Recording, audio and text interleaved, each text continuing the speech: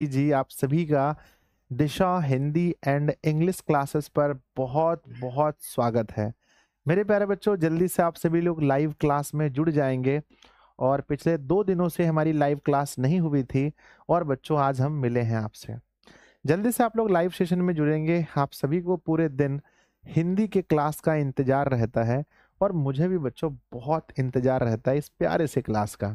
तो चलिए हम लोग स्टार्ट करते हैं। मैं देख पा रहा हूँ मेरे साथ हैं कोमल कुमारी, खुशबू हैं, आलोक कुमार हैं, स्नेहा कुमारी हैं, पीयूष कुमार हैं, संजना, आदित्य, जौहर हैं, जिद्दी हैं, कौशल हैं, रवि हैं, सचिन हैं, नेहा हैं।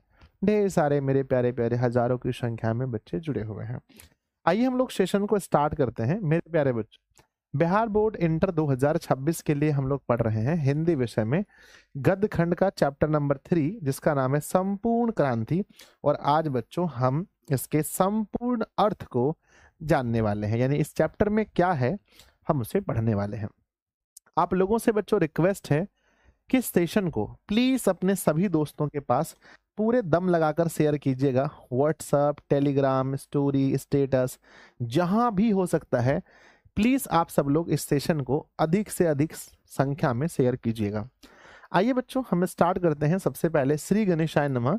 गणेश जी का आशीर्वाद जीवन में होना चाहिए। उसके बाद मेरे विद्यार्थी जी, उसके बाद क्या है, उसके बाद क्या है, उसके बाद क्या है, अरे अरे अरे, उसके बाद है मेरे बच्चे प्यारा सा मोटिवेशन, जो रातों को कोशिशों में गंवा देते हैं, जो रातों को कोशिशों में गंवा देते हैं वही सपनों की चिंगारी को और हवा देते हैं। तो याद रखना है बच्चों, हमें मेहनत करना है जीवन में। रात हो, दिन हो, सुबह हो, शाम हो, जब भी हो सके हमें मेहनत करना है बहुत अच्छे से। तो बच्चों चलिए, अगर आप लोग अच्छे से बैठ गए हैं, ईयरफोन कान में लगा लिया है, कॉपी कलम लेकर बैठे हैं, तो प्यारा सा दिल बनाकर भेजिए कि गुरुजी ये हमारा दिल है। जल्दी सब लोग फटाफट से दिल बनाकर भेजिए कि गुरुजी स्टार्ट करो, स्टार्ट करो, स्टार्ट करो, आई एम रेडी। सब लोग स्टार्ट रेडी हैं बच्चों? तो प्यारा सा दिल बनाकर भेजिए। यस यस यस यस भाई, सबका दिल एक साथ आ रहा है, मतलब आप लोग तैयार हैं। बच्चों आप लोग तो ये जानते ही हैं कि हम लोग जब आज पढ़ने वाले हैं वो कुछ और नहीं, हमें बच्चों एक भाषण पढ़ना है। जिस भाषण का नाम क्या है बच्चों? जिस भाषण का नाम है संपूर्ण क्रांति। बच्चों भाषण का नाम है संपूर्ण क्रांति। बच्चों पता है कि संपूर्ण क्रांति एक नारा भी है, जो ना एक नारा है बच्चों, जो किसके द्वारा है ना, किसने बच्चों इस पाठ को लिखा है बताओ कमेंट बॉक्स में। इस पाठ के लेखक कौन है? इस पाठ के लेखक हैं जेपी। बच्चों क्या आपने कभी भाषण सुना है अपने जीवन में? है ना, क्या आपने जीवन में आपने कभी भाषण सुना है? हाँ सुना होगा, है ना। आजकल तो हम लोग अपने प्रधानमंत्री को सुनते हैं, भाइयों बहनों मुझे ये कहते हुए बहुत खुशी हो रही है कि हमने पाकिस्तान वालों को धूल चटा दिया, धूल। भाइयों बहनों वो लोग इतने मजबूर हो गए कि भागते भागते अमेरिका के पास गए और उन्हें कहा हमें बचा लीजिए। तो बच्चों बहुत सारे भाषण आप लोगों ने सुना होगा, ठीक है ना। खैर यहाँ पर कुछ अलग तरह का भाषण है, मजाक कर रहे थे, दिल पे नहीं लीजिएगा ठीक है। ये वाला बताओ भाषण बच्चों, ये वाला भाषण आप देखिए, याद कीजिए ये कौन सा स्थान है ये कौन सा स्थान है? तो मेरे विद्यार्थी जी ये स्थान है पटना का। ये स्थान कहाँ का है बताओ, ये स्थान कहाँ का है? तो ये स्थान बच्चों पटना है। पटना का कौन सा मैदान है? पटना का गांधी मैदान है बच्चों। और यहीं पर कब भाषण दिया गया था? तो यहीं पर जो है 5 जून, 5 जून 1974 में भाषण दिया गया था। किसके द्वारा? जेपी के द्वारा, जयप्रकाश नारायण के द्वारा जो भाषण दिया गया था, उसी भाषण को हम लोग पढ़ने वाले हैं। हम लोग पढ़ने वाले हैं बच्चों। स्टार्ट करते हैं, चलिए शुरू करते हैं बच्चों। और एक बार सब लोग सेशन को लाइक कर देना, है ना। मेरे जितने प्यारे प्यारे बच्चे हैं सब लोग एक बार सेशन को लाइक जरूर कर देना बच्चों, है ना। आ जाओ ठीक है। देखो भाई 1500 में फुल कोर्स है, एडमिशन ले लेना आप लोग। और जो मैं लाइन बाय लाइन पढ़ूंगा यहाँ से बच्चों बहुत कुछ निकलने वाला है। तो अच्छे से स्टार्ट करें। हाँ, अरे कहाँ से स्टार्ट होगा भाई? स्टार्ट कहाँ से होगा? शुरू कहाँ से होगा? स्टार्ट कहाँ से होना है भैया? अच्छा, यहाँ से स्टार्ट होना है, सॉरी, यहाँ से स्टार्ट होना है। चलिए स्टार्ट करते हैं, शुरू करें।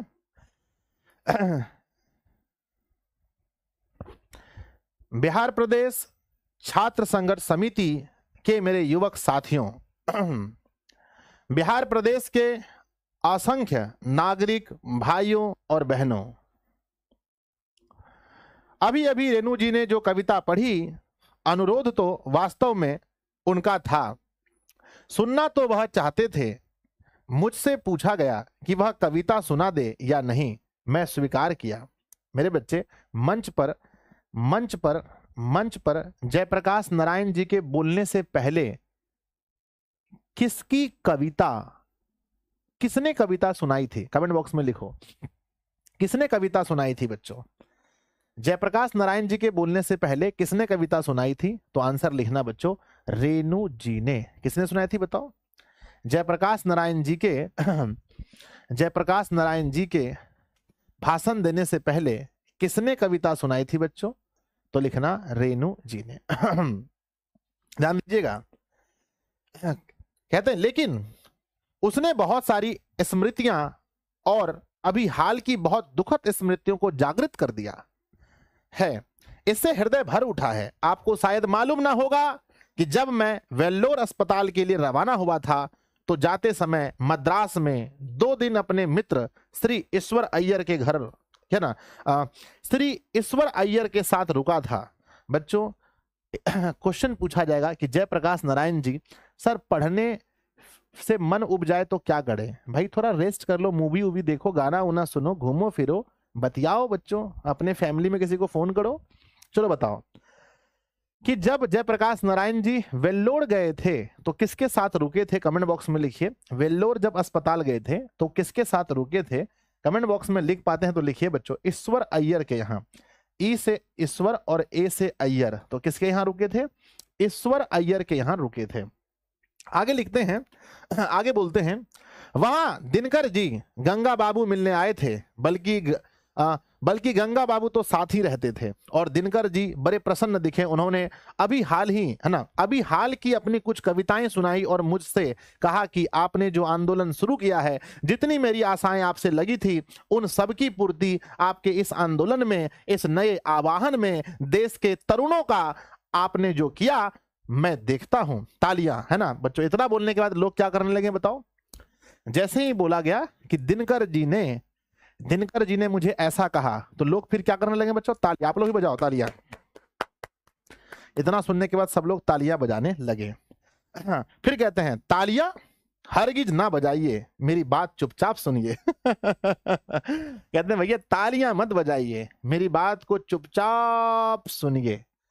चलो, कहते हैं अब मेरे मुंह से आप हुंकार नहीं सुनेंगे, लेकिन जो कुछ विचार मैं आपसे कहूंगा वे विचार हुंकारों से भरे होंगे, क्रांतिकारी वे विचार होंगे जिन पर अमल करना आसान नहीं होगा। अमल करने के लिए बलिदान करना होगा, कष्ट सहना होगा, गोली और लाठियां का सामना करना पड़ेगा, जेलों को भरना होगा, जमीनों की कुर्कियां होंगी, ये सब होगा। यह क्रांति है मित्रों, और संपूर्ण क्रांति है।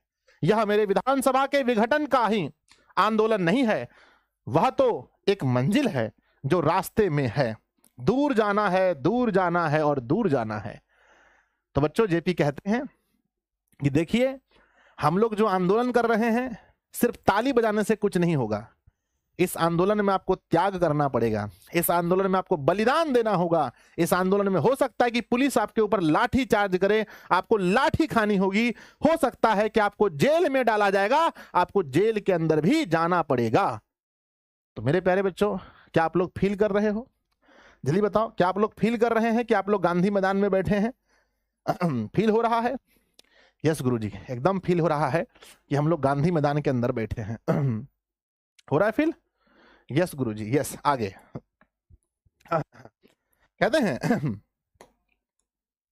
जवाहरलाल नेहरू के शब्दों में, अभी न जाने कितनी मीलों इस देश की जनता को जाना है।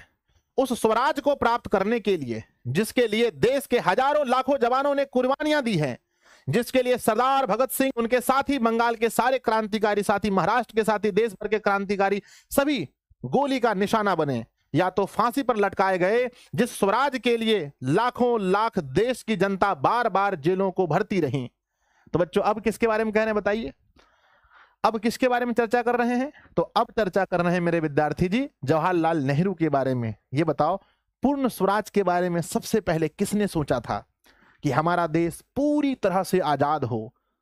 किसने सोचा था बच्चों? कमेंट बॉक्स में लिखो कि पूर्ण स्वराज के बारे में किसने सोचा था। मेरे विद्यार्थी जी पूर्ण स्वराज के बारे में किसने सोचा था? तो जवाहरलाल नेहरू ने, है ना। तो बच्चों जवाहरलाल नेहरू ने सबसे पहले पूर्ण स्वराज के बारे में सोचा था बच्चों। आगे बढ़ते हैं। लेकिन आज 27-28 वर्ष के बाद का जो स्वराज है उसमें जनता करहा रही है। भूख है, महंगाई है, भ्रष्टाचार है, कोई काम नहीं जनता का निकलता है बगैर रिश्वत के। तो बच्चों बताइए जेपी के अनुसार किसके बिना लोगों का काम नहीं हो रहा है? आज के समय में किसके बिना लोगों का काम नहीं हो रहा है? कमेंट बॉक्स में लिखिएगा, कमेंट बॉक्स में लिखिएगा, कमेंट बॉक्स में लिखिएगा रिश्वत के बिना। रिश्वत के बिना लोगों का कोई भी काम नहीं हो रहा है, जेपी कह रहे हैं। फिर कहते हैं बच्चों सरकारी दफ्तरों में, बैंकों में, हर जगह टिकट लेना है, उसमें जहां भी हो रिश्वत के बगैर काम नहीं जनता का होता। हर प्रकार के अन्याय के नीचे जनता दब रही है। शिक्षा संस्थान भ्रष्ट हो रही हैं, शिक्षा संस्थाएं भ्रष्ट हो रही हैं। हजारों नौजवानों का भविष्य अंधेरों में पड़ा हुआ है, जीवन उनका नष्ट हो रहा है। शिक्षा दी जाती है लेकिन गुलामी की शिक्षा। बच्चों जयप्रकाश नारायण के अनुसार बच्चों को जो शिक्षा दी जा रही है वो कौन सी शिक्षा दी जा रही है?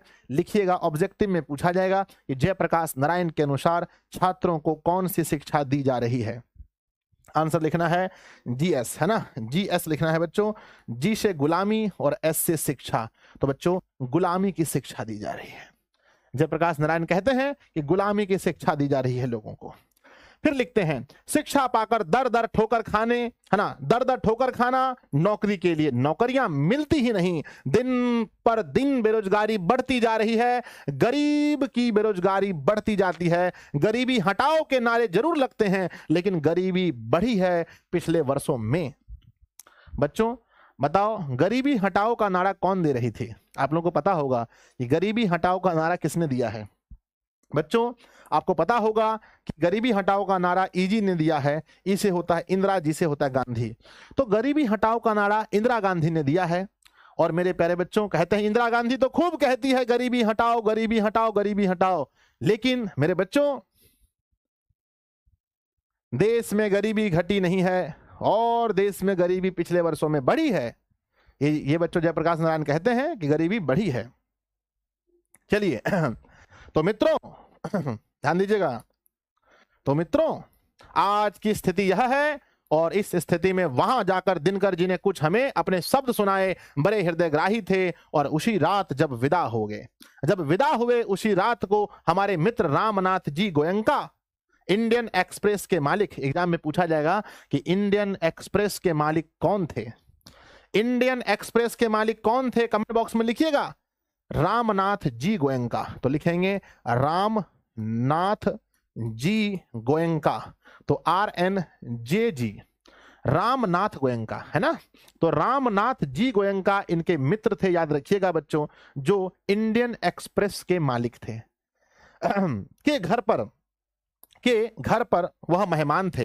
रात को दिल का दौरा पड़ा, 3 मिनट में उनका अस्पताल पहुंचा, 3 मिनट में उनको अस्पताल पहुंचाया गोयनका जी ने। 3 मिनट में क्या लिखा है, विलिंगटन नर्सिंग होम शायद उसे कहते हैं। सारा इंतजाम था वहां पर।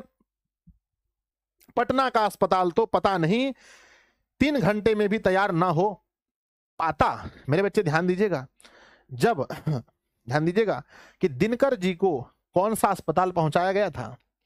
दिनकर जी जब बीमार हुए थे तो उन्हें कौन सा अस्पताल पहुंचाया गया था? कमेंट बॉक्स में लिखेंगे तो कहना गुरुजी कि विलिंगटन, क्या बोला है, विलिंगटन अस्पताल। क्या बोलना है बच्चों, कौन सा अस्पताल? विलिंग, है ना, विलिंगटन अस्पताल, विलिंगडन, माफ कीजिएगा, विलिंगडन। कौन सा अस्पताल? दिनकर जी को कौन सा अस्पताल ले गया था? Willingdon nursing home, Willingdon nursing home लेकर जाया गया था। सभी डॉक्टर, है ना, मेरे बच्चे कितने मिनट के अंदर, माफ कीजिएगा, पूछा गया है कितने मिनट के अंदर, कितने मिनट के अंदर दिनकर जी को अस्पताल पहुंचाया गया था? तो कहिएगा बच्चों 3 मिनट के अंदर। सिर्फ उसके जो मित्र थे रामनाथ जी गोयनका ने सिर्फ 3 मिनट के अंदर रामधारी सिंह दिनकर जी को अस्पताल पहुंचाया था। आगे लिखते हैं, सभी डॉक्टर सब तैयार ना, सभी डॉक्टर सब तरह के औजार लेकर तैयार थे, लेकिन दिनकर जी का हार्ट फिर से जिंदा नहीं हो सका। तो बच्चों बताइए दिनकर जी की मृत्यु कैसे हुई थी? ऑप्शन बहुत सारे दिए रहेंगे, आंसर क्या कहना? हार्ट अटैक से। बच्चों बताओ दिनकर जी की मृत्यु कैसे हुई थी बच्चों? तो कहना हार्ट अटैक से, यानी कि बच्चों दिल का दौरा पड़ने से, है ना, हार्ट अटैक। कैसे मरे थे दिनकर जी? हार्ट अटैक से। कहते हैं कि उसी रात उनका निधन हो गया। ऐसी चोट लगी उनकी यह कविता सुन के उनका वह सुंदर सौम्य जोशीला चेहरा याद आ गया। आज लगता है हमारे 2 मित्र की कितनी कमी है, आज लगता है कि हमारे 2 मित्र की कितनी कमी है। आज भाई बेनीपुरी जी होते, उनकी लेखनी में जो ताकत थी, आज के जुलूस का, आज की इस सभा का जो वर्णन वो देते, एक एक शब्द में अंगार होते। तो बच्चों बताइए कितने कवि को याद कर रहे हैं मेरे बच्चे, कितने कवि को याद करके कहते हैं आज मेरे 2 मित्र होते तो मैं फिर इस सभा में क्या मजा आता। 2 मित्र बोलो कौन कौन सा? तो राम वृक्ष बेनीपुरी, है ना, एक तो बच्चों दिनकर साहब को याद कर रहे हैं, और दूसरे राम वृक्ष बेनीपुरी जी को, राम वृक्ष बेनीपुरी जी के बारे में कह रहे हैं कि अगर ये दोनों होते तो आज की सभा में कितना कितना मजा आता। आगे पढ़ते हैं बच्चों। लिखा गया है, आज दिनकर जी जो कविता लिखते, नए भारत के नवनिर्माण के लिए जो देश के युवकों और छात्रों और देश के साधारण व्यक्तियों, नर और नारियों के द्वारा आज से हो रहा शुरू प्रारंभ हो गया है, वह कविता शायद इस नवीन क्रांति का एक अमर साहित्य बन जाती। लेकिन आज दोनों ही नहीं है, ना दिनकर जी हैं और ना बेनीपुरी जी हैं। तो बच्चों क्या आप दिनकर जी को देख पा रहे हैं? यस। क्या आप राम वृक्ष बेनीपुरी को देख पा रहे हैं? यस। अगर बच्चों यहां तक भाषण समझ में आया तो प्यारा सा दिल बनाकर भेजिए कि गुरुजी बड़ा मजा आ रहा है। भाषण अगर फील हो रहा है बच्चों, लगता है गुरुजी आप ही भाषण दे रहे हैं, ऐसा ही बच्चों फील होना चाहिए, ऐसा ही फील होना चाहिए कि संजय सर ही भाषण दे रहे हैं। चलिए तो पानी वाले थोड़ा सा सभी को पानी पिलाया जाए। चलिए बाबू लोग पानी लीजिए, सब लोग पानी पीजिए, सब लोग फटाफट से।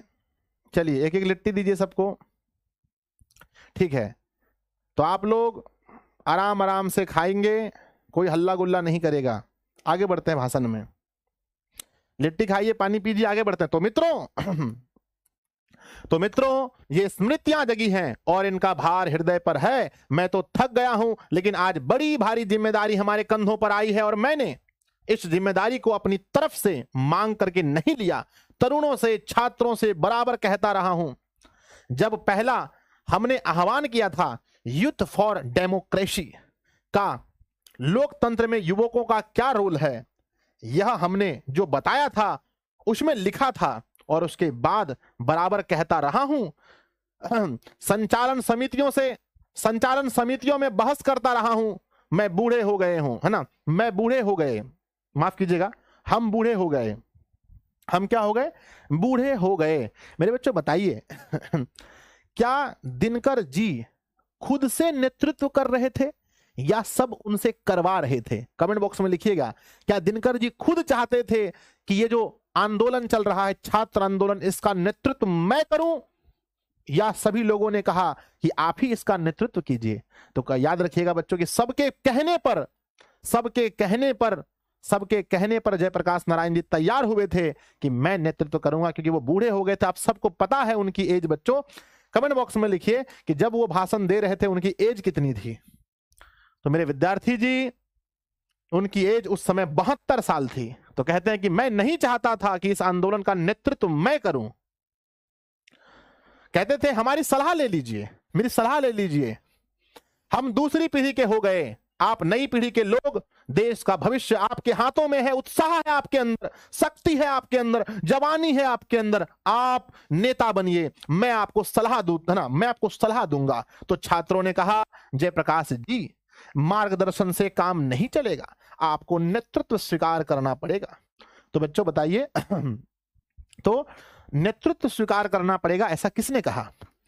जयप्रकाश नारायण जी को ऐसा किसने कहा कि मार्गदर्शन से काम नहीं चलेगा, आपको नेतृत्व संभालना होगा? सर हमको लिट्टी नहीं मिला है, दीजिए बाबू लोग, सबको लिट्टी मिलना चाहिए, सबको लिट्टी मिलना चाहिए। चलिए लिट्टी सबको मिलना चाहिए, किसी को कम मत दीजिए, पानी उनी भी दीजिए सबको। सर रसगुल्ला नहीं मिला, मिलेगा। चलिए चलिए सबको लिट्टी दीजिए, किसी को भी कम नहीं मिलना चाहिए। आइए बच्चों, तो जयप्रकाश नारायण जी को किसने कहा था कि जयप्रकाश जी मार्गदर्शन से काम नहीं चलेगा, आपको नेतृत्व स्वीकार करना पड़ेगा? तो लिखिएगा बच्चों, छात्रों ने, या किसके कहने पर जयप्रकाश नारायण जी ने, किसके कहने पर जयप्रकाश नारायण जी ने नेतृत्व स्वीकार किया था? तो कहिएगा छात्रों के कहने पर। चलिए बच्चों बढ़ते हैं आगे, सुनिएगा आगे। मैं टालता रहा, लेकिन अंत में वेल्लोर जाते समय मैंने उन्हें आग्रह को, है ना, उनके आग्रह को स्वीकार किया। स्वीकार करते समय मैंने अनुभव किया अपनी अयोग्यता का और नम्रता पूर्वक यह स्वीकार किया, परंतु छात्रों से भी, आप सबसे भी यह अनुरोध है कि नाम के लिए मुझे नेता नहीं बनना है। बच्चों कौन नाम के लिए नेता नहीं बनना चाहते थे? कमेंट बॉक्स में लिखिए, कौन नाम के लिए नेता नहीं बनना चाहते थे?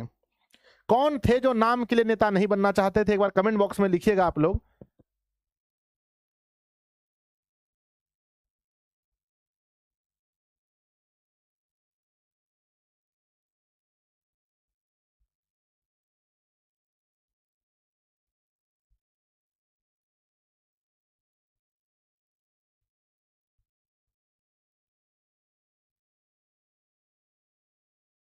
ठीक ठीक ठीक ठीक ठीक है, ठीक है, हम कॉल करेंगे। चलिए आइए बच्चों, क्या लिखा है? तो मेरे विद्यार्थी जी, है ना, कौन थे जो चाहते थे मुझे नाम के लिए नेता नहीं बनना है? आगे बच्चों लिखते हैं, मुझे सामने खड़ा करके और कोई हमें डिक्टेट करे पीछे से कि मैं, है ना, कि क्या करना है जयप्रकाश नारायण तुम्हें, तो इस नेतृत्व को कल मैं छोड़ देना चाहूंगा। बच्चों क्या ये ऐसा नेतृत्व चाहते थे कि हमको खाली खड़ा कर दे और पीछे से बोलो ई बोलो ई बोलो तो यही बोलेंगे, मारो मारो मारो तो मारना बोलेंगे? क्या ऐसा करेंगे बताओ? नहीं नहीं बच्चों, नहीं। कहते थे कि मैं ऐसा नेतृत्व नहीं चाहता हूं जिसमें मुझे सामने खड़ा कर दिया जाए और पीछे से मुझे आदेश दिया जाए, मैं ऐसा नेतृत्व नहीं चाहता हूं बच्चों। आइए आगे देखते हैं। मैं सबकी सलाह लूंगा, तालियां नहीं। बच्चों कौन कहते थे कि मैं सबकी सलाह लूंगा पर तालियां नहीं लूंगा? कौन कहते थे बताइए कमेंट बॉक्स में। कहते थे गुरुजी, जेपी कहते थे, जयप्रकाश नारायण। बात सुनिए, बात समझिए, सबकी बात सुनूंगा, छात्रों की बात जितनी भी ज्यादा होगा, जितना भी समय मेरे पास होगा, उनसे बहस करूंगा, समझूंगा और अधिक से अधिक उनकी बात मैं स्वीकार करूंगा। कहते थे मैं तालियां नहीं लूंगा, है ना। आगे, आपकी बात स्वीकार करूंगा जन संघर्ष समितियों की, लेकिन फैसला मेरा होगा। इस फैसले को इनको मानना होगा और आपको मानना होगा, तब तो इस नेतृत्व का कोई मतलब है, तब यह क्रांति सफल हो सकती है, और नहीं तो आपस के झगड़ों में, बहसों में पता नहीं कि हम किधर बिखर जाएंगे और क्या नतीजा निकलेगा। तो मेरे प्यारे बच्चों बताओ, किसी भी आंदोलन का एगो नेता होना चाहिए कि नहीं? बोलो हाँ या ना।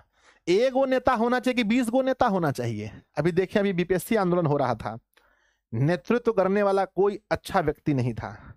ठीक है, आप बोलेगा सर आप कहीं चले गए, हमारा बस का बात नहीं बबुआ, हम तो बहुत छोटकू आदमी हैं। बताइए, एक नेता होना चाहिए कि नहीं होना चाहिए? किसी भी आंदोलन का नेतृत्व करने के लिए एक नेता होना चाहिए बच्चों, बढ़िया ऐसा। इसलिए कहते हैं कि नहीं तो आपस में जो है, आपस में लड़ मर जाएंगे, कुछ नहीं होने वाला है। कहते हैं एक नेता होना चाहिए बच्चों, है ना। आगे सुनिएगा, बहुत दिनों से सार्वजनिक जीवन में हूं। 1921 में जनवरी के महीने में इसी पटना कॉलेज में आईएससी का विद्यार्थी था। हमारे साथ हमारे निकट के साथी थे, वे सब छात्रवृत्ति पाने वाले थे, मुझे भी छात्रवृत्ति मिलती थी। सब अव्वल दर्जे के क्रीम थे उस समय के विद्यार्थियों में। और हम सब ने एक साथ गांधी जी के आह्वान पर असहयोग किया। असहयोग करने के बाद करीब 1.5 वर्ष यूं ही मेरा जीवन बीता। तो बच्चों, आप लोग पढ़े होंगे कि किस आंदोलन में भाग लेने की वजह से जयप्रकाश नारायण ने अपनी पढ़ाई छोड़ी थी। बताओ, किस आंदोलन में भाग लेने की वजह से जयप्रकाश नारायण ने पढ़ाई छोड़ी थी? तो बच्चों, असहयोग आंदोलन में भाग लेने की वजह से कब की घटना है? 1921 में जयप्रकाश नारायण ने पढ़ाई छोड़ी थी। जयप्रकाश नारायण ने पढ़ाई छोड़ी थी। बच्चों, आगे बढ़ते हैं। लिट्टी में नमक नहीं है बाबू आप लोग का, लिट्टी में नमक नहीं है, फिर भी खाइए, लेकिन एकदम चुपचाप रहिए। सुनिए सुनिए, अभी थोड़ी देर में जाएगा समोसा, सबके पास अभी समोसा जाएगा, सबके पास ठंडा जाएगा। चूंकि मैं साइंस का विद्यार्थी था तो राजेंद्र बाबू के सचिव या मंत्री या मित्र जो कहिए, मथुरा बाबू, उनके जमाता बाबू मतलब जमाई मतलब दामाद फुलदेव सहाय वर्मा थे।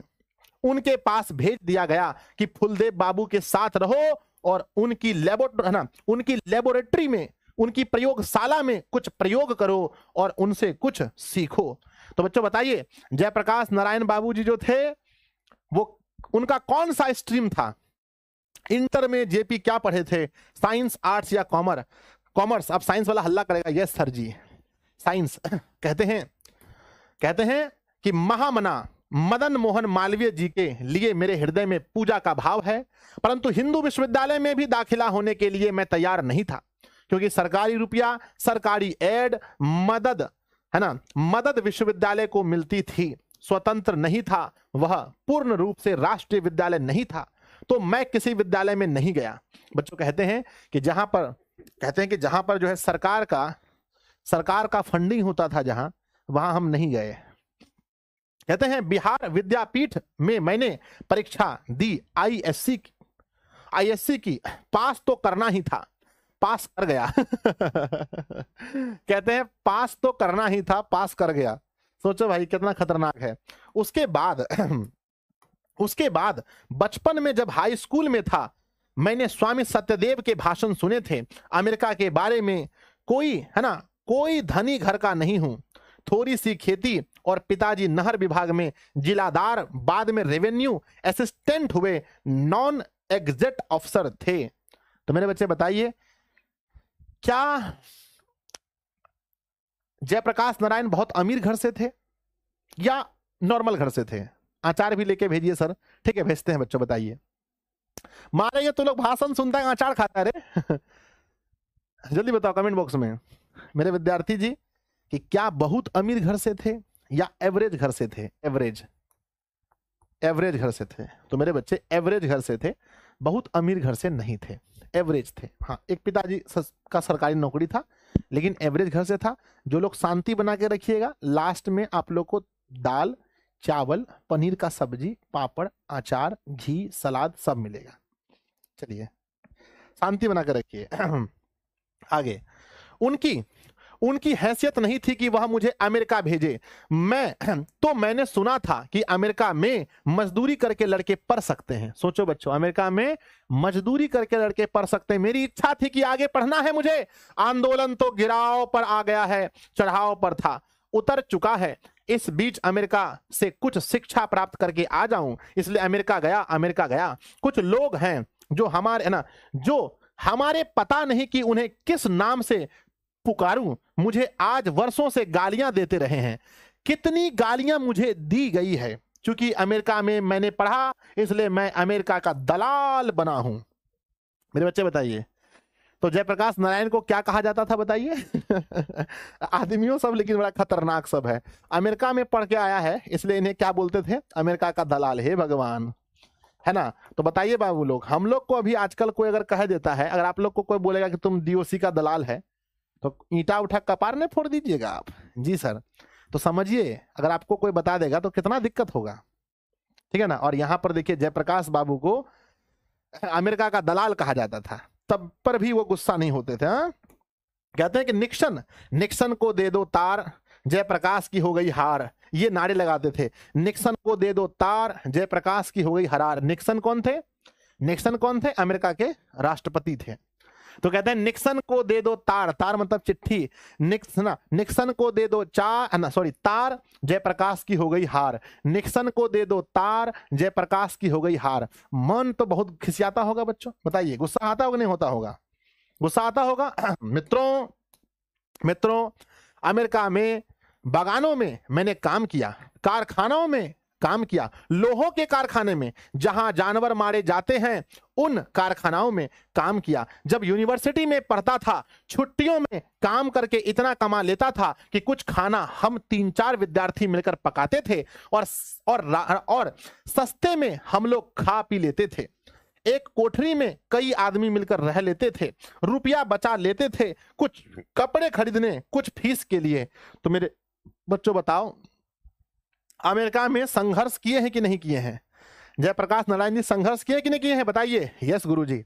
देखो बच्चों, कारखाना में काम करते थे, जहां जानवर को मारा जाता है वहां काम करते थे, है ना। तार मतलब चिट्ठी, है ना।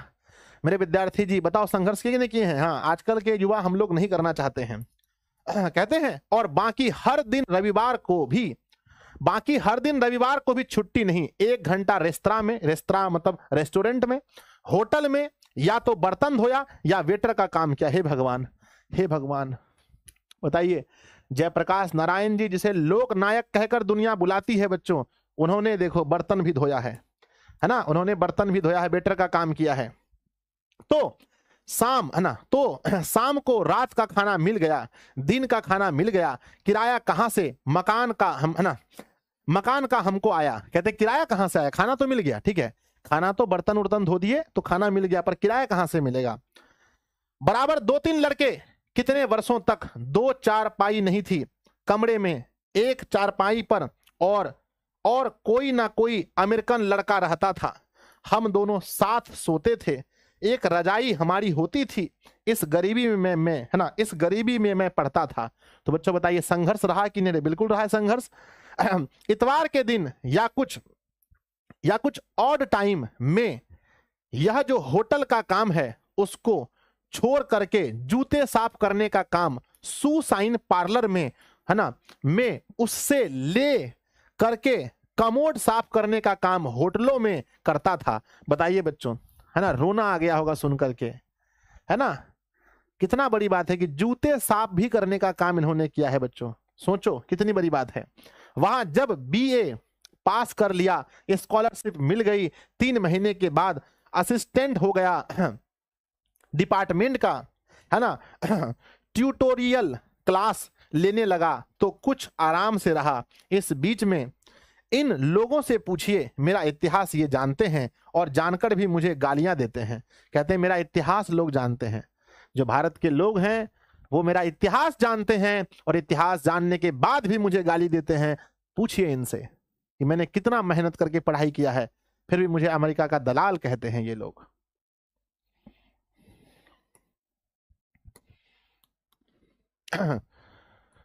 अमेरिका में, है ना, विस्कॉसिन में, मेडिसन में, है ना, ये सब जगह का नाम है। मैं घोर कम्युनिस्ट था। बच्चों पूछा जाएगा कि अमेरिका में जयप्रकाश नारायण जी क्या थे, किस पार्टी के साथ थे? आप लोग कम्युनिस्ट पार्टी सुने होंगे बच्चों, ये क्या थे? घोर कम्युनिस्ट थे। वहां लेनिन का जमाता था, वह ट्राटस्की का जमाना था, माफ कीजिएगा जमाना था, वह लेनिन का जमाना था, वह ट्राटस्की का जमाना था। 1924 में लेनिन मरे थे। एग्जाम में पूछा जाएगा लेनिन की मृत्यु कब हुई थी? बच्चों 10th क्लास में आप लोग पढ़े होंगे कि लेनिन की मृत्यु 1924 में हुई थी और 1924 में मैं मार्क्सवादी बना था। एग्जाम में पूछा जाएगा जयप्रकाश नारायण मार्क्सवादी कब बने थे? तो जयप्रकाश नारायण मार्क्सवादी कब बने थे? 1924 में। 1924 में। और दावे के साथ कह सकता हूं कि उस समय तक जो भी मार्क्सवाद, है ना, जो भी मार्क्सवाद के ग्रंथ छपे थे अंग्रेजी में, हम लोगों ने पढ़ डाले थे। रात रात को रोज एक रसियन टेलर था, दर्जी था, उसके यहां हमारे क्लास लगते थे और वहां से जब भारत लौटा था घोर कम्युनिस्ट बनकर लौटा था, लेकिन मैं कांग्रेस में दाखिल हुआ। कहते हैं कि हम कम्युनिस्ट बनकर लौटे थे। पर दाखिला किस में हुए थे बताइए? पहली बार किस पार्टी को ज्वाइन किए थे बताइए? आपको याद होगा बच्चों, पहली बार किस पार्टी को ज्वाइन किए थे? तो कांग्रेस पार्टी को ज्वाइन किए थे। नेक्स्ट, कम्युनिस्ट पार्टी में क्यों नहीं दाखिला हुआ? मैंने जो लेनिन से सीखा था वह यह सीखा था कि जो गुलाम देश है वहां के जो कम्युनिस्ट हैं उसको हरगिज वहां की आजादी की लड़ाई से अपने को अलग नहीं रखना चाहिए। यद्यपि उस लड़ाई का नेतृत्व, जिसको मार्क्सवादी भाषा में बजुर्वा क्लास कहते हैं, उस क्लास के हाथ में हो, पूंजीपतियों के हाथ में उसका नेतृत्व हो, फिर भी कम्युनिस्टों को अलग नहीं रहना चाहिए, है ना, अपने को आइसोलेट नहीं करना चाहिए। यानी इनका कहना है कि सिर्फ हम कांग्रेस को इसलिए हम ज्वाइन किए क्योंकि कांग्रेस जो थी उस समय अपने देश को अंग्रेजों के शासन से छुटाने के लिए मेहनत कर रही थी। कहते हैं आगे, पहली बात जो मैंने नोट की है आपसे कहने के लिए वह इस सरकार के बारे में है। आज से 3 दिन हुए गफूर साहब मिलने आए थे, बहुत प्रेम से मिले। उसके 2 दिन के बाद चंद्रशेखर बाबू मिलने आए थे, बहुत प्रेम से मिले। लेकिन प्रधानमंत्री से, है ना, प्रधानमंत्री से लेकर दीक्षित जी से नीचे सब लोग मुझे डेमोक्रेसी का सबक सिखाते हैं। इनसे किसी का कोई अधिकार नहीं है कि जयप्रकाश नारायण को लोकतंत्र की शिक्षा दे। अब बच्चों प्रधानमंत्री के बारे में बोल रहे हैं, बताओ इसमें प्रधानमंत्री कौन है? जिस समय भाषण चल रहा है इस समय प्रधानमंत्री कौन है? कमेंट बॉक्स में लिखिए। इस समय प्रधानमंत्री कौन है? गुरुजी इंदिरा गांधी, है ना, इंदिरा गांधी जी हैं, है ना।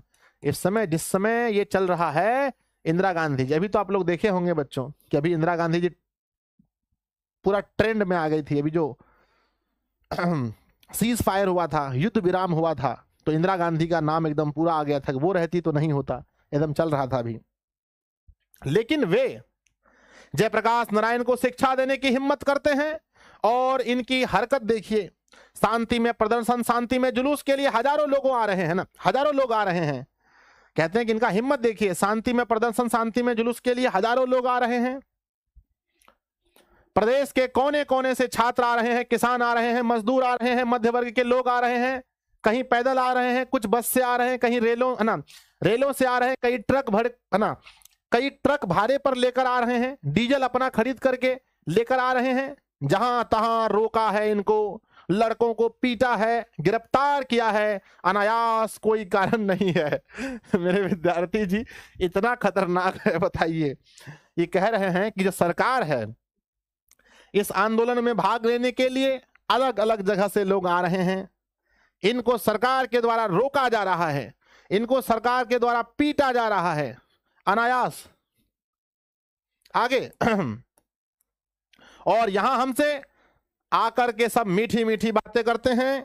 इन्होंने जिद की कि इस रास्ते से जुलूस नहीं जाएगा, इससे यह खतरा है, वह खतरा है, मुझे कोई खतरा दिखाई नहीं दिया।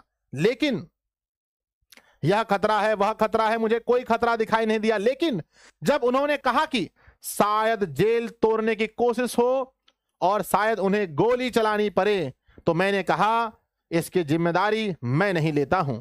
आंदोलन हमारा किसी दूसरे उद्देश्य से हो रहा है, बीच में यह डाइवर्जन हो गया, है ना, डाइवर्जन हो जाए, रास्ता ही भटक जाए, हम लोग यह नहीं चाहते। तो चलिए जो आप कहते हैं जो आप कहते हैं चलिए जो आप कहते हैं के लिए ले आए। मैं नहीं चाहता हूं कि अंग्रेजी सरकार के जमाने में भी इस प्रकार का व्यवहार कभी हुआ हो। बच्चों कहते हैं कि जो आज की सरकार लोगों के साथ व्यवहार कर रही है, ये किसने नहीं किया था बताओ? सर समोसा ठंडा हो जाएगा, रुको रुको रुको, अभी समोसा छक रहा है। क्या हाल है, क्या हो रहा है? समोसा का बन रहा है, ठीक है, चटनी बनाइए, साथ में देंगे सबको। समोसा ठंडा नहीं होगा, रुकिए रुकिए रुकिए, सबको रुकना है अभी। पढ़ो अभी मेरे बच्चे, बताओ कमेंट बॉक्स में। अभी जो सरकार का रवैया है वो किससे खराब है? तो वह अंग्रेजों से भी खराब है।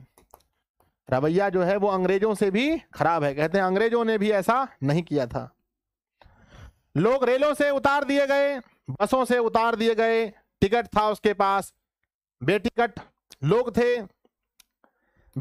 लोग थे, उनको उतार दिया अलग। मुजफ्फरपुर की रिपोर्ट आपने अखबारों में पढ़ी होगी बच्चों।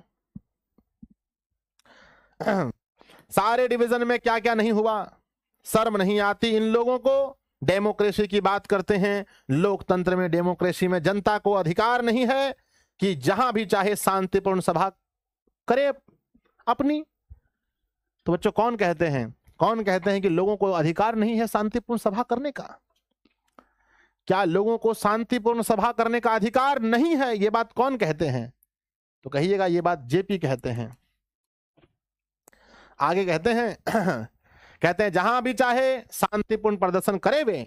राज्यपाल के यहां जाना हुआ तो लाखों की तादाद में जाए, असेंबली के सामने जाए, उनको पूरा अधिकार है। हिंसा करे कोई तो दूसरी बात है। हमसे मिलने आए, पुलिस के एक उच्च अधिकारी ने कहा, बड़े उच्च अधिकारी ने कहा, नाम लेना नहीं चाहूंगा, नाम लेना यहां ठीक नहीं होगा, कि मैंने दीक्षित जी के मुंह से सुना है कि जयप्रकाश नारायण नहीं होते तो बिहार जल गया होता, है ना। कहते हैं अगर जयप्रकाश नारायण नहीं होते तो बिहार क्या होता बच्चों बताओ? किसने कहा था कि जयप्रकाश नारायण नहीं होते तो बिहार जल गया होता? किसने कहा है बताइए? दीक्षित जी ने। जब जयप्रकाश नारायण के बारे में ऐसा आप सोचते हैं तो जयप्रकाश नारायण के लिए यह सारा क्यों होता है? तो उनके नेतृत्व में यह प्रदर्शन और यह सभा होने वाली है। क्यों लोगों को रोकते हैं आप? जनता से घबराते हैं आप? जनता के आप प्रतिनिधि हैं। किसकी तरफ से शासन कर, है ना, किसकी तरफ से शासन करने बैठे हैं आप? आपकी हिम्मत, है ना, आपकी हिम्मत कि लोगों को पटना आने से रोक लें। उनकी राजधानी है, आपकी राजधानी है। यह पुलिस वालों का देश है बच्चों। क्या यह सिर्फ पुलिस वालों का देश है? यह जनता का देश है। डूब जाना चाहिए इन लोगों को। ऐसी नीचता का व्यवहार, बहुत कठोर शब्द का प्रयोग कर रहा हूं मैं, कठोर शब्द का प्रयोग नहीं करता, लेकिन यह नीचता का व्यवहार है। अगर कोई डेमोक्रेसी का दुश्मन है तो वे लोग दुश्मन हैं बच्चों।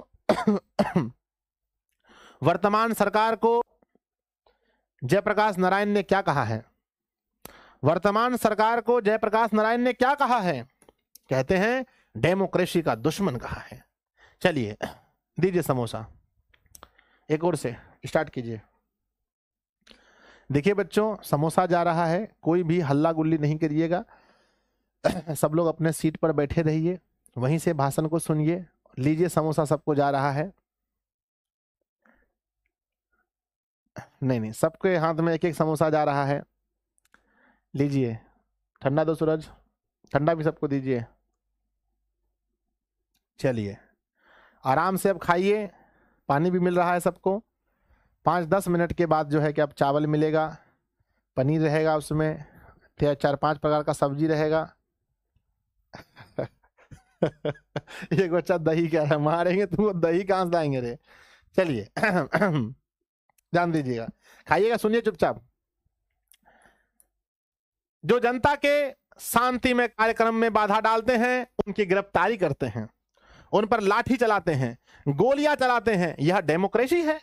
क्या यह लोकतंत्र है? इसे बदलना चाहती है जनता।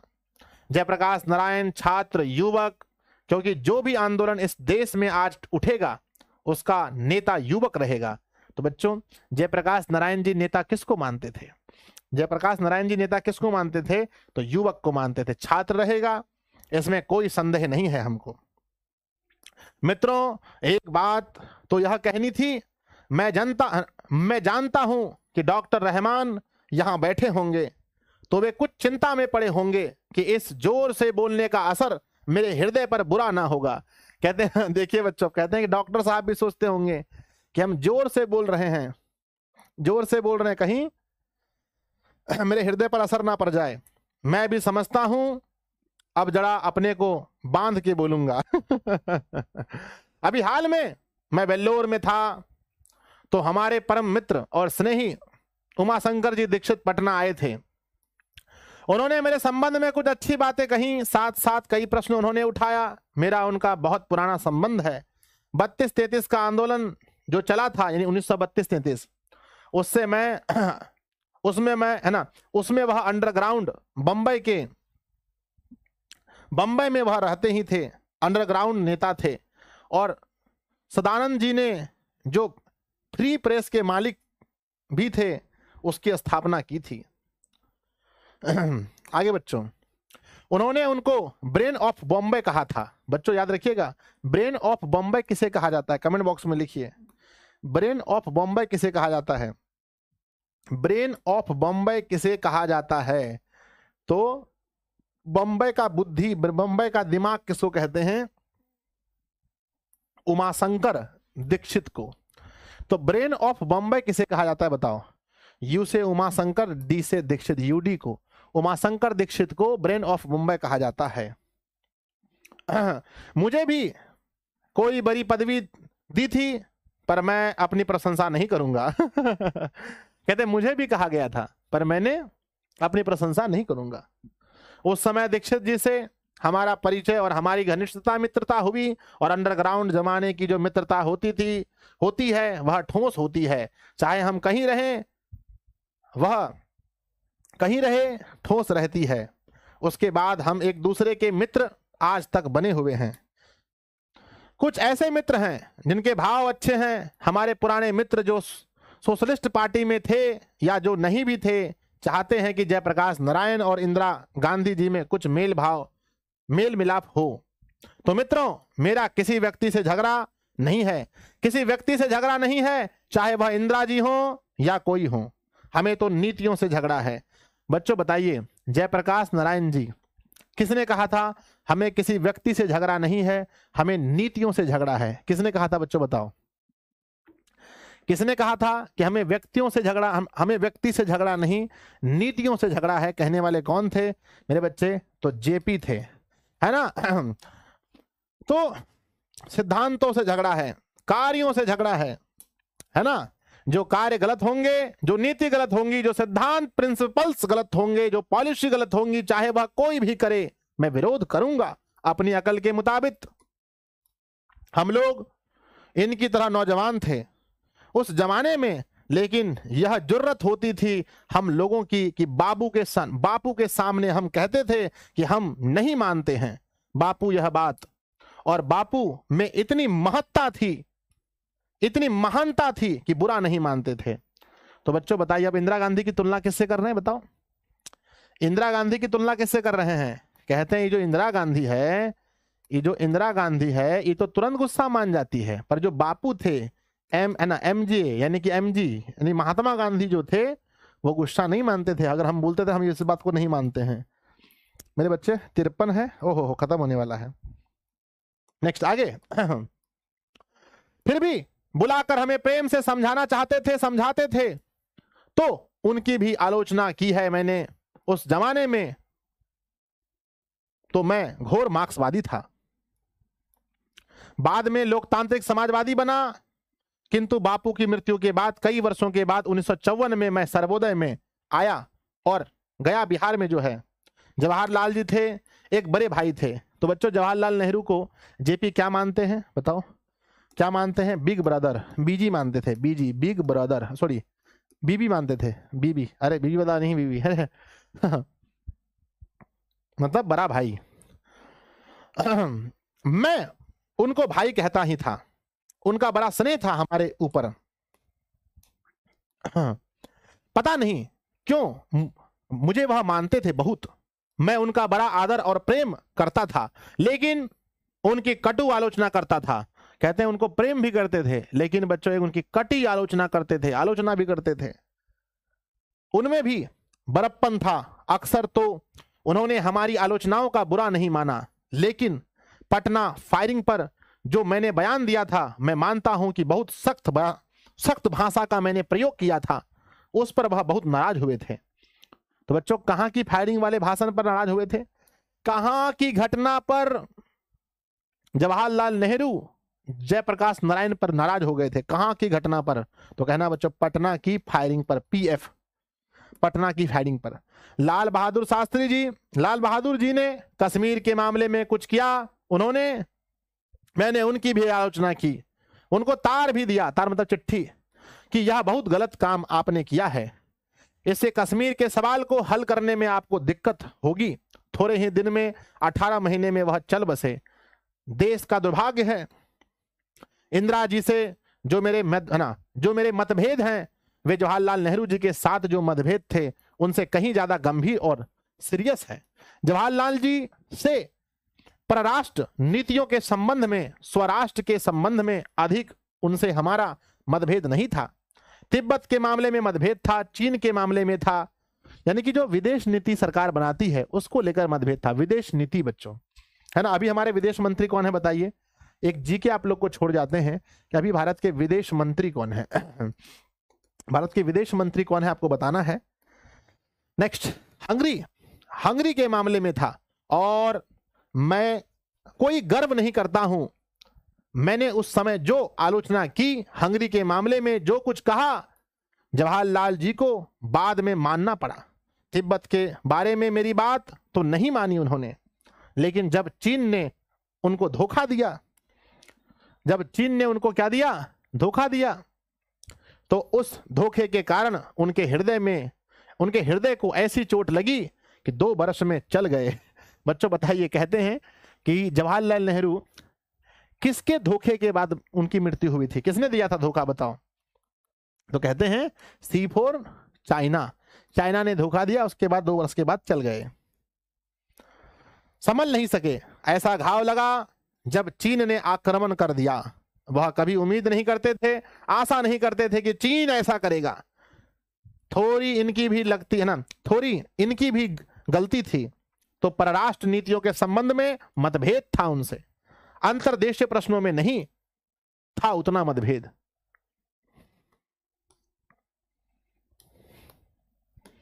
चलिए सॉरी बच्चों।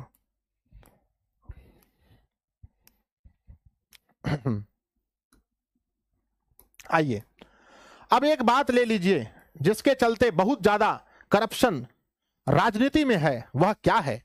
इलेक्शन का खर्चा, चुनाव का खर्चा। करोड़ों रुपए वे चुनाव पर खर्च करेंगे। एक तरफ गरीबी हटाओ का नारा लगाते हैं, समाजवाद का नारा लगाएंगे, और यह सब रुपया ब्लैक मार्केटिंग, है ना, ब्लैक मार्केटियर लोगों से आप इकट्ठा करेंगे। है ना, क्या अन अकाउंटेंट मनी, करोड़ों रुपए जिसका कोई हिसाब नहीं, कोई किताब नहीं। मेरे बच्चे, जो आरोप अभी जयप्रकाश नारायण इंदिरा गांधी जी पर लगा रहे हैं, क्या वही आरोप अभी कांग्रेस पार्टी बीजेपी पे लगा रही है? बच्चों सोचना हाँ या ना, कि ये लोग जो है बड़े बड़े पूंजीपतियों से पैसा लेते हैं, वो पैसा जिसका कोई कहीं पर चर्चा नहीं है, ब्लैक मनी का उपयोग चुनाव जीतने के लिए करते हैं। बोलो, जो आरोप अभी जयप्रकाश नारायण जी जेपी लगा रहे हैं इंदिरा गांधी पर, है ना, क्या वही आरोप अभी कांग्रेस पार्टी बीजेपी पर लगा रही है? बच्चों अगर आप देखेंगे तो आपको पता चलेगा कि बिल्कुल सर यही आरोप अभी कांग्रेस पार्टी बीजेपी पे लगा रही है कि ये बड़े बड़े पूंजीपतियों से पैसा लेकर के चुनाव में खर्चे कर रही है। आगे, आज से नहीं बरसों से मैं पुकार रहा हूं कि भाई इस चुनाव की पद्धति में आमूल परिवर्तन होना चाहिए, चुनाव का खर्च कम करना चाहिए। अगर चाहते हैं कि आपकी गरीब उम्मीदवार खड़ा हो सके, मजदूर उम्मीदवार खड़ा हो सके, किसान उम्मीदवार खड़ा हो सके, गरीब पार्टी जो गरीब की पार्टी है वह अपने उम्मीदवार खड़ा कर सके, सुनता है कोई? प्रेस रिपोर्टर से पता चलता है कि इस आंदोलन के द्वारा मैं दलविहीन लोकतंत्र की स्थापना करना चाहता हूं। बच्चों, जयप्रकाश नारायण कैसे लोकतंत्र की स्थापना करना चाहते थे? कमेंट बॉक्स में लिखिएगा। कैसे लोकतंत्र की स्थापना करना चाहते थे? दलविहीन लोकतंत्र। कोई दल नहीं होना चाहिए, ना बीजेपी, ना कांग्रेस, ना सपा, ना बच्चों आरजेडी, ना जेडीयू, कोई पार्टी नहीं होना चाहिए। दलविहीन लोकतंत्र सर्वोदय विचार का मुख्य राजनीतिक सिद्धांत है और इस विचार का प्रचार पिछले वर्षों में मैं करता रहा हूं और ग्राम सभाओं के आधार पर दलविहीन प्रतिनिधित्व स्थापित हो सके इसका प्रयत्न भी करता रहा हूं। बच्चों, क्या ग्राम सभा में जो मुखिया जी होते हैं क्या वो किसी दल से होते हैं? क्या सरपंच साहब कोई दल से होते हैं? बताइए हाँ या ना। नहीं गुरुजी, नहीं होते हैं। लेकिन हमारे जो सांसद महोदय होते हैं, हमारे विधायक महोदय होते हैं, वो किसी ना किसी पार्टी से होते हैं। तो इसीलिए ये कहते हैं कि मैं दलविहीन लोकतंत्र की स्थापना करना चाहता हूं जहां कोई दल नहीं हो, जैसे मुखिया सरपंच बनता है बिना दल का। परंतु परंतु वर्तमान आंदोलन के संदर्भ में मैंने दलविहीन लोकतंत्र का जिक्र कतई नहीं किया है, परंतु अभी नहीं किया है। फिर भी मेरे पुराने विचार को लेकर जनता में, विशेषकर बुद्धिजीवियों में काफी भ्रम फैलाया गया है। केवल अपने कम्युनिस्ट भाइयों के भ्रामक प्रचार की सफाई के लिए इतना ही कहूंगा कि दलविहीन लोकतंत्र तो मार्क्सवाद तथा लेनिनवाद के मूल उद्देश्यों में से है, यद्यपि वह उद्देश्य दूर का है। मार्क्सवाद के अनुसार समाज जैसे जैसे साम्यवाद की ओर बढ़ता जाएगा, वैसे वैसे राज्य स्टेट का क्षय होता जाएगा और अंत में एक स्टेटलेस सोसाइटी कायम होगी। वह समाज अवश्य ही लोकतांत्रिक होगा। वह समाज क्या होगा? लोकतांत्रिक होगा। आगे उसी समाज में लोकतंत्र का सच्चा स्वरूप प्रकट होगा और वह लोकतंत्र निश्चय ही दलविहीन होगा। वह स्टेटलेस सोसाइटी, शासन मुक्त समाज बनता जाता है तो वह शायद ही दलयुक्त होगा। आश्चर्य है कि कम्युनिस्ट बंधुओं को अपने इस मूल सिद्धांत का विस्मरण हो गया है। जहां तक वर्तमान आंदोलन का प्रश्न है, मेरी या अन्य किसी की, न छात्रों की, न विपक्षी राजनीति दलों की, न सर्वोदय सेवकों की यह कल्पना है कि इसमें से दलविहीन लोकतंत्र पैदा होगा। विधानसभा का विघटन हो जाएगा तो 6 महीने या वर्ष भर में फिर चुनाव होंगे, जो वर्तमान कानून या चुनाव प्रणाली के अनुसार होंगे। विधानसभा के विघटन से संभावना तो यही है कि वर्तमान कानून तथा नियम आदि के अंतर्गत ही पुनर्विचार होगा। इसलिए प्रश्न उठता है, जैसा कि पिछले सप्ताहों में कई बार उठा भी है, कि उस हालत में विधानसभा के विघटन से क्या लाभ होगा। मुझे खेद है कि इसका उत्तर पिछले दिनों मैंने बार बार दिया है, पर उसको समझने की कोशिश थोड़े ही लोग ने की है। इसलिए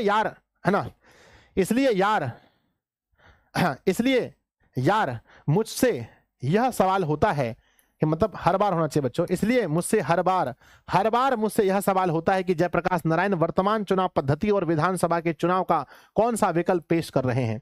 बार बार इससे पूछा जाता है कि कौन सा आपके पास कोई स्कीम है, चुनाव का कोई पद्धति है।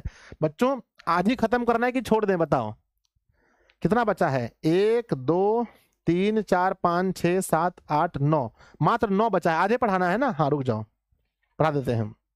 मेरा अपना विकल्प चूंकि नए ढंग का है, जो घिसे पिटे राजनीतिक चिंतन से भिन्न है, इसलिए वह लोगों की समझ में नहीं आता। अगर मैं यह कह दूं कि मेरा विकल्प यह है कि मैं इस आंदोलन और संघर्ष में से एक नई पार्टी का निर्माण करूंगा, तो सब लोग मेरी बात आसानी से समझ लेंगे और उसके बाद मेरी आलोचना शुरू हो जाएगी कि यह आदमी केवल अपनी सत्ता के लिए छात्रों और जनता के आंदोलन का दुरुपयोग कर रहा है।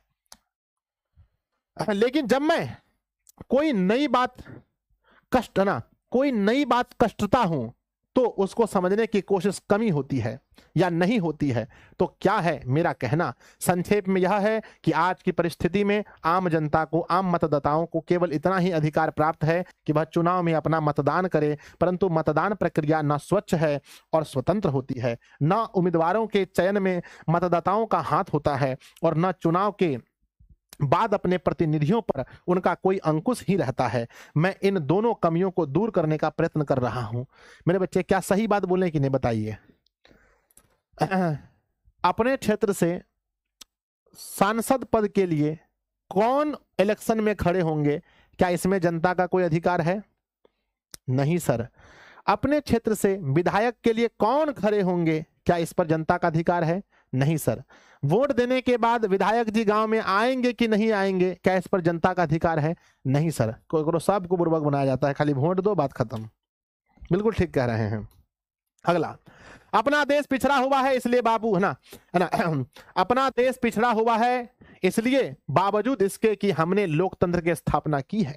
विकसित देशों की लोकतांत्रिक समाज में जो प्रतिभा है ना, जो प्रभावित शक्तियां यानी परस्पर एक दूसरे को प्रभावित करने वाली शक्तियां होती हैं, जनमत का जो प्रबल प्रभाव प्रतिनिधियों पर निरंतर पड़ता है, जो स्वतंत्र और साहसी प्रेस पत्रकारी है ना पत्रिकाओं के रोल होते हैं, शिक्षित समुदाय का जो है ना वैचारिक और नैतिक असर होता है।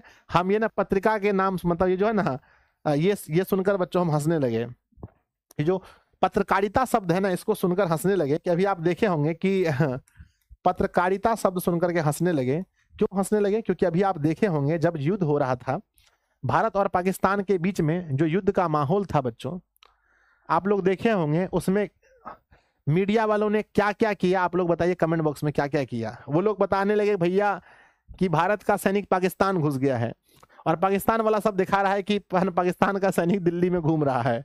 हे भगवान, हे भगवान, है ना।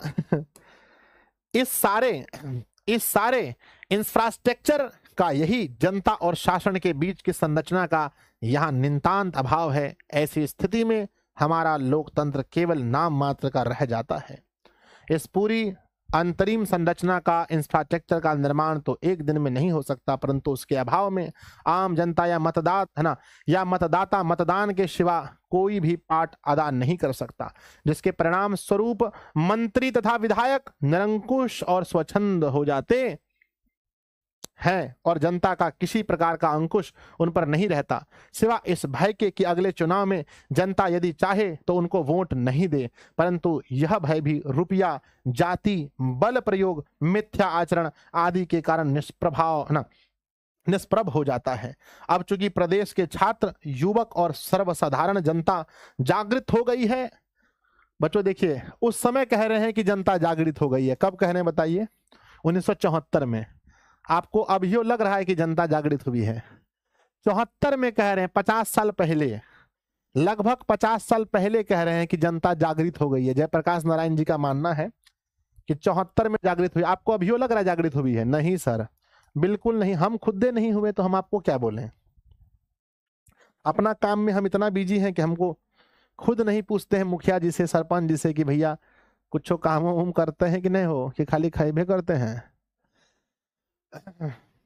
बच्चों, हम तो चाहते हैं कि जो मुखिया जी अभी आप लोग के यहाँ पर हैं, आप लोग उनको ही वोट दीजिए। काहे कि आप लोग अभी देखे होंगे कि मुखिया जी लोग का घर बन गया होगा, ठीक है ना। आप लोग देखे होंगे कि मुखिया जी लोग का घर बन गया होगा बाबू लोग, ठीक है ना। लेकिन वो घर में पलस्तर नहीं हुआ होगा। अच्छा से देखे होंगे तो घर में पलस्तर नहीं हुआ होगा, ठीक है ना। तो इसलिए आप लोग उनको वोट दीजिए ताकि अगले बार जो है मुखिया जी के घर में पलस्तर हो सके, है कि नहीं है ना। इसलिए वोट देंगे हम उसी मुखिया को, कहे कि उनके घर में हम देखें पलस्तर नहीं हुआ है। अब कुछ कुछ मुखिया जी ऐसे भी होंगे आपके इधर जिनका पलस्तर तो हो गया होगा, तो आप देखे होंगे कि उनके यहाँ पर टाइल्स नहीं लगा होगा। तो टाइल्स लगाने के लिए उनको ही वोट दीजिए ताकि उनके घर में अगला बार टाइल्स भी लग सके, है कि नहीं। समझे? हाँ, तो इसलिए वोट उन्हीं को देना है बच्चों। चेंज करके क्या फायदा? एक आदमी का भला होना चाहिए। हाँ जी, आइए। बढ़ रही है और कुछ नया चाहती है, वर्तमान परिस्थितियों में परिवर्तन चाहती है। अतः इस परिस्थितियों का लाभ उठाकर मैं चाहता हूं कि आज जो असंगठित जनता है उसमें ऐसी शक्ति आ जाए कि वह सही आदमी का चुनाव कर सके तथा चुनाव के बाद अपने प्रतिनिधियों के आचरण पर यथासंभव अंकुश रख सके। इस संबंध में मेरे कुछ सुझाव हैं। मेरे कुछ सुझाव हैं। एक तो यह है कि जब विधानसभा का अगला चुनाव हो तो हमारी है एक तो यह है कि जब जब जब विधानसभा का अगला चुनाव हो तो हमारी छात्र संघर्ष तथा जन संघर्ष समितियां मिलकर आम राय से अपना उम्मीदवार खड़ा करें, अथवा जो उम्मीदवार खड़ा किए जाएं उसमें से किसी को मान्य करें। यदि इन समितियों के बीच आम राय नहीं होती है तो हम कोई ऐसा रास्ता बनाएं जिससे आपस में फूट हुए बगैर ये समितियां अपना उम्मीदवार खड़ा कर सकेंगी या किसी एक उम्मीदवार को अपनी मान्यता दे सकेंगी। इस प्रकार के चुनाव में जनता का एक बहुत बड़ा पार्ट होगा, यानी जनता और छात्र की संघर्ष समितियां उम्मीदवारों के चयन में अपना महत्वपूर्ण रोल अदा करेगी। अब कहते हैं कि जो छोटा मोटा समिति होता है ना, उस समिति से ही क्या करना है, चुनाव के लिए व्यक्ति को खड़ा करना है। दूसरी बात यह है कि जो भी उम्मीदवार अमुक चुनाव क्षेत्र से जीतेगा उसके भावी कार्यक्रमों पर कड़ी निगरानी रखने का काम ये संघर्ष समितियां करेंगी। और अगर उस क्षेत्र का प्रतिनिधि गलत रास्ता पकड़ता है, गलत रास्ता मतलब क्या, बेटा को जनता का पैसा से बेटा को सऊदी में मतलब क्या बोलते हैं, बेटा को कनाडा में पढ़ाता है, जनता का पैसा से बेटा को रूस में पढ़ाता है, ये सब क्या है? गलत है। जनता का पैसा लेकर के घूम रहा है जहां तहां, है ना, घर बना रहा है जनता के पैसा से, सब क्या गलत रास्ता है कि नहीं? तो उनको इस्तीफा देने का बाध्य करेगी इस्तीफा देने को बाध्य करेगी। इस प्रकार से जनता का अंकुश इन लोगों के ऊपर होगा और आज की तरह उच्च श्रृंखलन, आज की तरह निरंकुश और स्वच्छंद वे नहीं रह पाएंगे। इस सिलसिले में एक और बात स्पष्ट करना आवश्यक है कि जो संघर्ष समितियां छात्रों की या जनता की बन गई है या बन रही है, उनका काम केवल शासन में संघर्ष करना नहीं, बल्कि उनका काम तो समाज के हर अन्याय और अनीतियों के विरुद्ध संघर्ष करने का होगा। और इस प्रकार इस समितियों के लिए बराबर एक महत्वपूर्ण कार्य रहेगा। गांव में छोटे अफसरों या कर्मचारियों की, चाहे वो पुलिस के हों या अन्य किसी प्रकार के हों, जो घूसखोरी चलती है उसके खिलाफ तो संघर्ष रहेगा ही। साथ साथ जिन बड़े किसानों ने बेनामी या फर्जी बंदोबस्ती की है, बच्चों बहुत सारे ऐसे लोग थे पहले जो फर्जी वाला जो है कि जमीन ले लिया था, उनका लास्ट पेज है बच्चों, अब लास्ट पेज है, सुन के अच्छा लगा होगा, है ना। उनका भी विरोध ये समितियां करेंगी और उनका दुरुस्त करने के लिए संघर्ष करेंगी। गांव में तरह तरह के अन्याय होते हैं, मेरी कल्पना है कि ये समितियां उन अन्यायों को भी रोकेंगी। इस प्रकार से जनता की या छात्रों की ये निर्दलीय संघर्ष समितियां अस्थायी रूप से कायम रहेगी और केवल लोकतंत्र के लिए ही नहीं, बल्कि सामाजिक, आर्थिक, नैतिक क्रांति के लिए अथवा संपूर्ण क्रांति के लिए, है ना, एक बहुत ही महत्वपूर्ण कार्य करेंगी। तो मेरे प्यारे बच्चों, ये था पूरा का पूरा भाषण। इनका मानना है कि गांव में जो समिति होते हैं, कुछ लोग मिलकर जो ग्रुप टाइप का बनाते हैं, उस टाइप का बनाया जाए और उसी में से किसी प्रतिनिधि को चुनाव में खड़ा किया जाए और वो अगर प्रतिनिधि चुनाव जीतते हैं तो उसके ऊपर में दूरबीन लगाकर देखा जाए कौन सा काम अच्छा कर रहे हैं, कौन सा गलत कर रहे हैं, उसको देखा जाए मेरे बच्चे। तो ये था पूरा का पूरा, थोड़ा सा खतरनाक था भाषण, थोड़ा सा स्टैंडर्ड लैंग्वेज में था, समझना थोड़ा मुश्किल था। चलिए आप लोग एक ओर से पत्ता बिछाइए, ठीक है, हट के बैठिए सब लोग, थोड़ा दूर दूर हट के बैठिए, ठीक है, दीजिए पत्ता दीजिए सबको। पहले क्या भिजवाएं बताओ जल्दी से, चावल दीजिए, डाल दीजिए सबको। पनीर 2 पीस करके दीजिए, कम हो जाएगा फिर दिक्कत होगा। 2 पीस से अधिक पनीर नहीं देना है सबको, 2 पीस दीजिए। अरे अभी मत खाओ, पहले घी ले लो, घी दीजिए सबको। ठीक है ठीक है ठीक है, पापड़ भी दीजिए, पापड़ दीजिए, हम भी आ जाएं। नहीं खाइए, आप लोग खाइए, पहले खाइए। मित्रों, आप लोग जो खाना खा रहे हैं, इस खाने के एक एक अन्न का आपको कर्जा चुकाना है। आपको इस आंदोलन को सफल बनाना है। पहले खाना खाइए, अभी 4 घंटे की फिर क्लास होगी। डर से बोलिए सर छोड़ दीजिए, नहीं खाना है खाना। हाँ खा लो बाबू, अच्छा से खा लो, बढ़िया से खाओ। खा लिया बोलो, हो गया खाना खाया हुआ। चलिए पानी भी दीजिए सबको। एक बार सब लोग सेशन को लाइक कर देना बच्चे, सब लोग सेशन को लाइक कर दीजिएगा एक बार, थोड़ा स्टैंडर्ड लैंग्वेज में भाषण था, सब लोग लाइक कीजिएगा एक बार सेशन को। चलिए तो विद्यार्थी जी, कल इसका क्वेश्चन आंसर होगा, आप लोग सेशन में जुड़िएगा, बहुत अच्छा लगेगा। चलिए पढ़ाई खत्म हो गया है ना, खाना पीना खा लिया आप लोग, पेट भर गया गुरुजी, ठीक है, अच्छे से सो जाइए, आज गुरुजी का नाम लेके अच्छे से सो जाइए। ठीक है, बढ़िया से सो जाइए। बाय बच्चों, लव यू।